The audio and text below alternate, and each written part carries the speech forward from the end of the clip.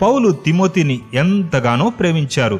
తను చనిపోయే చివరి రోజుల్లో తిమోతిని చూడాలని ఆయన కోరుకున్నారు. పౌలు తన చివరి మాటగా తిమోతికి ఇలా రాశారు: నీవు అన్ని విషయములో మితముగా ఉండుము, శ్రమపడుము, సువార్తికుని పనిచేయుము, నీ పరిచర్యను సంపూర్ణముగా జరిగించుము. నేనిప్పుడే ప్రాణార్పణముగా పోయబడుచున్నాను. నేను వెడలిపోవు కాలము సమీపమయ్యున్నది.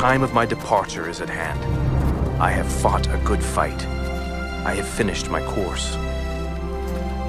I have kept the faith.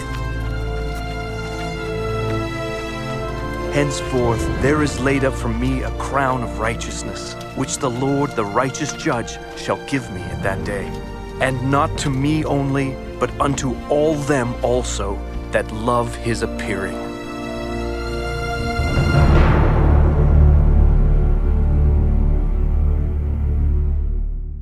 మంచి పోరాటము పోరాడి తిని, నా పరుగు కడముట్టించి తిని, విశ్వాసమును కాపాడుకొంటిని.